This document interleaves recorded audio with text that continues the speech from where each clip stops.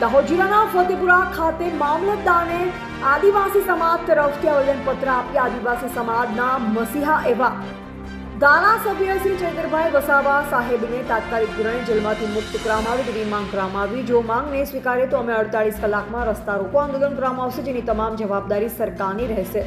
Reporter શક્તિ ચંદાણા। અમે મામલતદાર કચેરીએ આવેદનપત્ર આપી અને સરકારશ્રીને જાણ કરીએ છીએ કે અમારા આદિવાસીના મસીહા એવા ચૈતરભાઈ વસાવાને તાત્કાલિક ધોરણે જેલમાંથી મુક્ત કરવામાં આવે। જો આ માંગ અમારી નહીં માનવામાં આવે તો અમે રસ્તો રોકો આંદોલન કરી અને સરકાર સામે લડત કરીશું એવી અમારી માંગ છે। જય આદિવાસી। જોહાર, જય આદિવાસી। આજ રોજ 15/7/2025 મંગળવારના રોજ ફતેપુરા તાલુકા આદિવાસી સમાજ દ્વારા મામલતદારશ્રીને આવેદન આપેલ છે।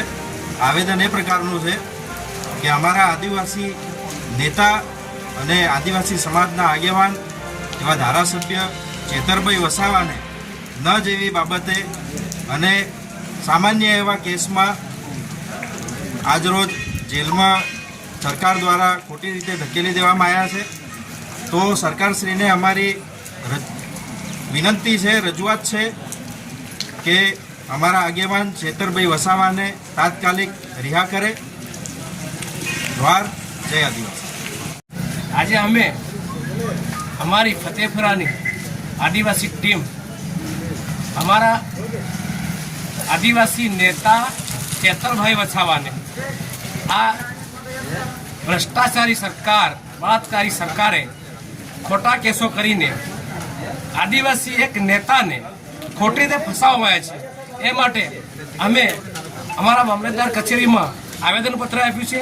બીજું કે આવા ખોટા કેસો કરીને એક અમારા આદિવાસી માટે લડતા નેતા ચેતરભાઈને જો તાત્કાલિક ધોરણે છોડવામાં આવે અને જે કેસો કર્યા છે એ કેસો ફરી રિટર્ન કરવામાં આવે અને જો આવું ન થાય તો આ સરકાર અને પ્રશાસન કાન ખોલીને સાંભળી લે કે ઉમરગામથી અંબાજી સુધીના આદિવાસીઓ એક સાથે નકળીને રસ્તા રોકો આંદોલન પણ કરીશું અને જે તે નુકસાન થશે કે જે તે જાનહાનિ થશે એની જવાબદારી પ્રશાસનની રહેશે।